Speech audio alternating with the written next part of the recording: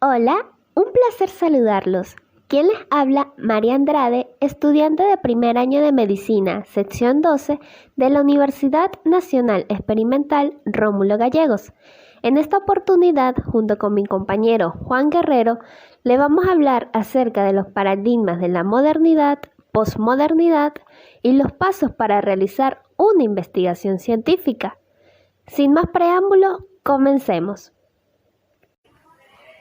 Entenderemos como alternativas teórico-epistemológicas o paradigmas de la modernidad o posmodernidad como las creencias, las reglas o el procedimiento que define cómo hacer ciencia, es decir, el modelo de acción en la búsqueda de conocimiento.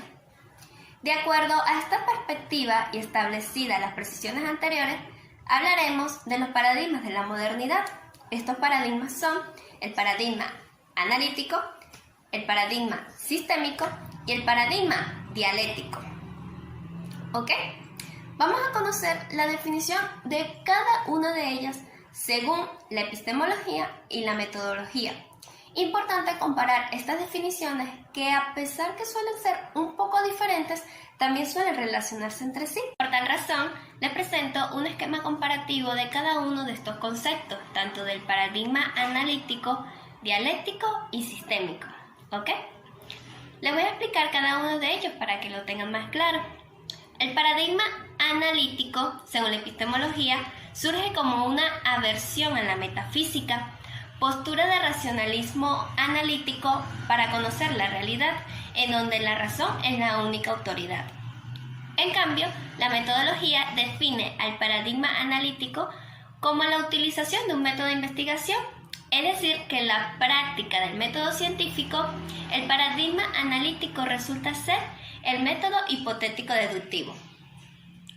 El paradigma dialéctico, según la epistemología, consiste en la percepción de la realidad, en donde la contradicción es un principio heurístico de lo real, es decir, que lo real es una complejísima trama de tensiones dialécticas. En cambio, la metodología define al paradigma dialéctico como un método histórico dialéctico, en donde se conoce la realidad como una historia. Cabe destacar que dentro de este método también existe una fase hipotético-deductivo, en donde se realza la importancia de la razón del análisis. Y por último, y no menos importante, el paradigma sistémico, que según la epistemología consiste en una percepción en la integración de elementos que cumplen funciones y configuran estructuras, mientras que la metodología define este paradigma como un método estructural, compresivo y orientado al descubrimiento de estructuras o enfoques dinámicos que dan la razón a efectos observados. Ahora bien, cada orden civilizatorio corresponde a un lugar que constituye a una manera de vivir y a una manera de pensar, pero que permite la aparición de nuevos paradigmas como lo son los paradigmas de la posmodernidad que aún no se configuran. En este sentido, es importante señalar que lo que para algunos se considera métodos, para otros se considera como paradigmas, en este caso, paradigmas de la posmodernidad. Los distintos paradigmas estudiados presentan, como hemos visto, variadas concepciones del conocimiento y del proceso del conocer, las cuales necesariamente se expresan en la existencia de métodos de investigación científica y que a su vez responden a varias concepciones y que por lo tanto difieren entre sí. Es por eso que comenzamos con ciertos paradigmas y dentro de ellos métodos de investigación que son los que vamos a hablar en este momento.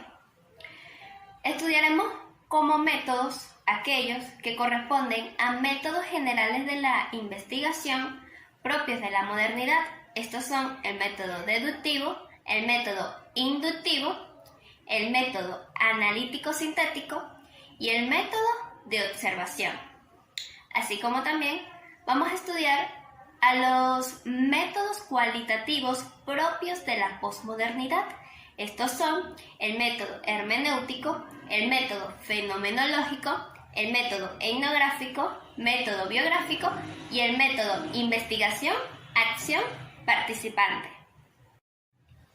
Para conocer cada uno de los métodos que les acabo de mencionar, es necesario conocer de dónde proviene la palabra métodos. Métodos provienen del griego métodos. Allí está escrito, lo pueden observar.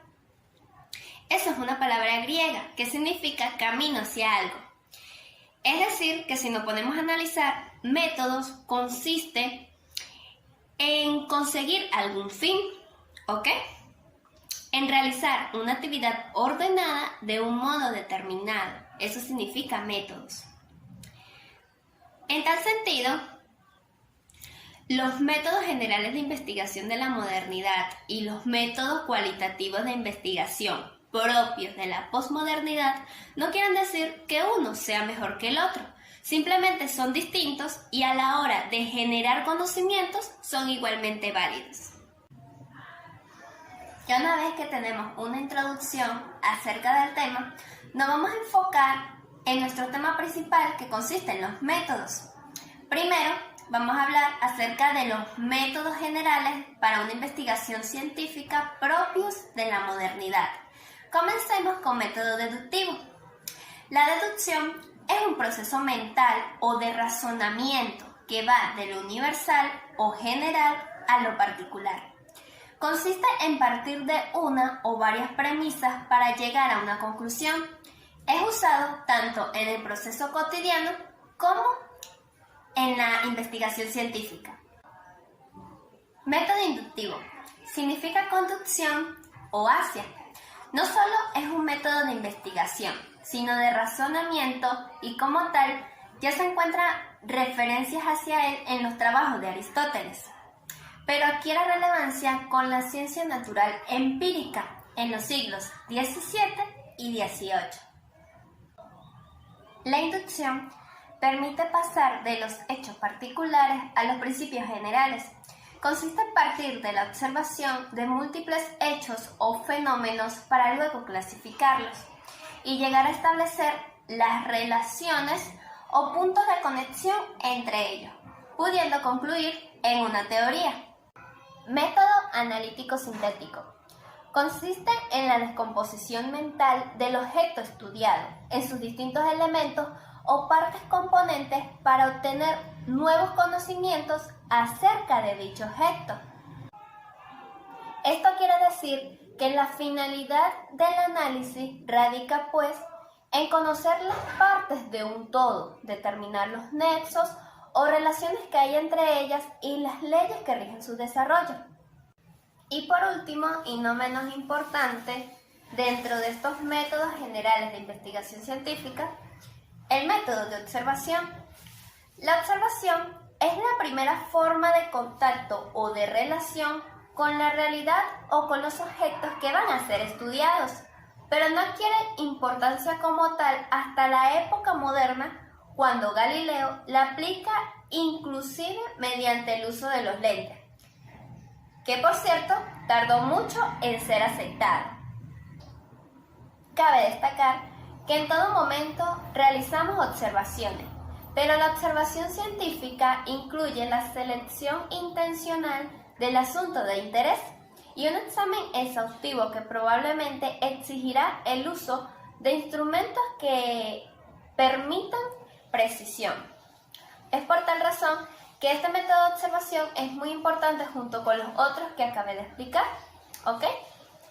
Bueno, ya una vez que ya hemos hablado de estos 4 métodos de investigación, ahora vamos a hablar los métodos cualitativos propios de la posmodernidad, que, como dije anteriormente, como dije en un principio, no son mejores que los otros, sino que cada uno son diferentes y que a la hora de generar conocimiento son igualmente validados.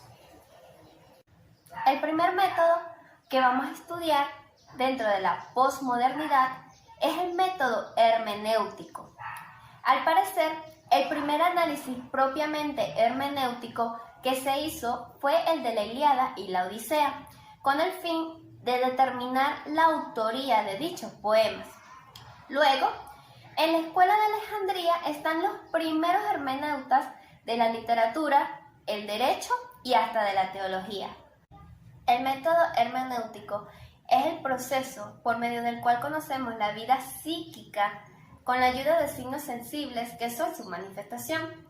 Es decir, que el método hermenéutico tendrá como misión interpretar lo mejor posible las palabras, los textos y los gestos, para así conservar su singularidad en el contexto del cual forma parte. Esto es muy importante dentro de la investigación científica, porque así, junto con los otros métodos, será una forma de análisis o de interpretar los sujetos que así se están estudiando. Método fenomenológico. El término fenomenología surgió en el pensamiento alemán a fines del siglo XVIII y comienzos del siglo XIX. El método fenomenológico estudia los fenómenos tal como son percibidos y experimentados por el hombre. Por lo tanto, permite el abordaje de las realidades cuya naturaleza y estructura peculiar solo son percibidos por aquel sujeto que las vive y las experimenta. Ahora bien, el método etnográfico consiste en la descripción de cualquier grupo humano que constituya una entidad, cuyas relaciones están reguladas por la costumbre o por ciertos derechos y obligaciones recíprocas. Así, una familia, una fábrica, un hospital, son unidades sociales que pueden ser estudiadas etnográficamente. Método biográfico. El método biográfico o de historias de vida también ha sido llamado relatos de vida, historia oral, testimonios de vida o enfoque biográfico. En todo caso, no es un método nuevo. Ha existido como parte de los paradigmas no dominantes, mantenidos al margen de la concepción cuantitativa de la ciencia. El método biográfico se define como la historia de vida de una persona y el investigador trabaja sobre un relato que comprende desde el momento en que se está confeccionando la historia de vida hasta el recuerdo más antiguo del sujeto. Es decir, que se puede desde que la persona nace o hasta un punto determinado de su vida, o si bien, si la persona ya murió, se puede dejar hasta ese punto si así lo desea. Y por último, el método de investigación acción participante. Este método hace referencia a diversos esfuerzos por desarrollar enfoques investigativos que implican la participación de las personas que hayan de ser beneficiadas de la investigación y de aquellos quienes han de hacer el diseño, la recolección y la interpretación de información.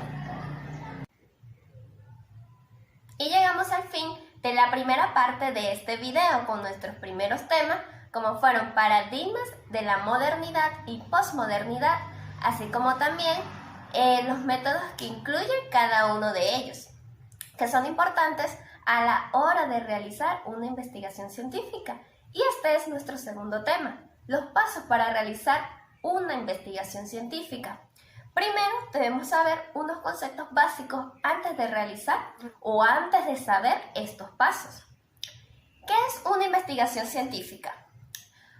Una investigación científica es un proceso ordenado y sistemático de indagación en el cual, mediante la aplicación de un conjunto de criterios y métodos, se persigue el estudio, análisis o indagación en torno a un asunto o tema, con el objetivo de aumentar, ampliar o desarrollar el conocimiento del mismo. También debemos conocer qué es una portada y qué es una introducción. Una portada es la primera página ante un proyecto de investigación, es decir, que es la presentación del mismo. Y una introducción consiste en la preparación o disposición del tema, con el objetivo que la persona que esté leyendo el proyecto tenga una idea de lo que se está hablando. Bien, ahora comencemos con los pasos para realizar una investigación científica. Estos comprenden por capítulos y en esta oportunidad vamos a explicar desde el capítulo 1 hasta el capítulo 5, ¿ok? El primer capítulo se define como el problema. El problema, independientemente de su naturaleza, es todo aquello que amerita ser resuelto. Si no hay necesidad de encontrar una solución, entonces no existe tal problema. Dentro de este primer capítulo, que consiste en el problema que ya se los definí, existe una serie de puntos que son los que vamos a desglosar, como son el planteamiento del problema, justificación de la investigación, objetivos generales y específicos y los alcances y limitaciones de la investigación. Ahora bien, les voy a definir el primer punto, el planteamiento del problema. Es una descripción concisa de un problema que debe abordarse o una condición que debe mejorarse. Identifica el estado actual, es decir, el problema, y el estado deseado, que consiste en el objetivo del tema que se está estudiando o del problema que se está planteando.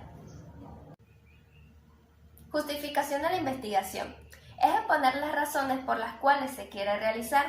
Toda investigación debe realizarse con un propósito definido. Debe explicar por qué es conveniente realizar la investigación y cuáles son los beneficios que se esperan con el conocimiento obtenido. Objetivos de la investigación. Un objetivo es la meta o un fin que se pretende alcanzar dentro de la investigación. Existen dos tipos de objetivos, los generales y los específicos. Los objetivos generales refieren a aquello que se pretende alcanzar en el desarrollo de un proyecto, es decir, que trata lo más importante. Es habitual que dentro de un objetivo general se establezcan objetivos específicos. Estos consisten en los pasos que se requieren para el cumplimiento del desarrollo de la investigación. Alcances y limitaciones de una investigación. Los alcances nos indican con precisión qué se puede esperar o qué aspectos alcanzaremos al realizar la misma, mientras que las limitaciones son los aspectos que se encuentran fuera de esta cobertura, es decir, las dificultades que se presentaron al realizar la misma. Ok, ya les definí cada uno de los puntos que contiene el capítulo 1. Hasta aquí llega mi intervención, espero que les haya gustado. Y mi compañero Juan Andrés les va a continuar explicando los pasos para realizar una investigación científica desde el capítulo 2 hasta el capítulo 5. Teórico de una investigación forma parte del segundo capítulo de estos trabajos de investigación. Conforma o forma la teoría que le va a dar fundamento a este trabajo. Está conformado por las antecedentes, las bases teóricas, las bases legales, la hipótesis, la operación de variables, la definición de términos básicos. Los antecedentes de una investigación son todas aquellas investigaciones realizadas antes de nuestra investigación del mismo tema, o puede ser un tema parecido. De estas investigaciones se pueden tomar a nivel local, regional, nacional e internacional. Se toman las recomendaciones y su conclusión. Las bases teóricas son todas aquellas teorías que le dan fuerza al trabajo. Estas teorías se pueden recabar de hechos históricos, del punto de vista filosófico, religioso, cultural, deportivo, político, teólogo, etc. Las bases legales son todas aquellas bases que se toman de una ley o de la Constitución o de alguna ley orgánica que le dan soporte legislativo al trabajo de investigación. La hipótesis es una incógnita que se toma a partir de los datos o de las teorías recabadas para dar inicio a una investigación científica. La operacionalidad de variables. Una variable es una característica sujeta a cambios y sujeta a sus indicadores que la van modelando durante todo el trabajo científico y dando sus resultados. La definición de términos básicos son todos aquellos términos o palabras que se utilizan en la investigación o en el estudio y que son clave. Se utilizará un glosario para determinarlas y dar su significado para dar una mayor comprensión al estudio que se está realizando. El marco metodológico es el tercer capítulo de un estudio en proceso. El marco metodológico son todas las técnicas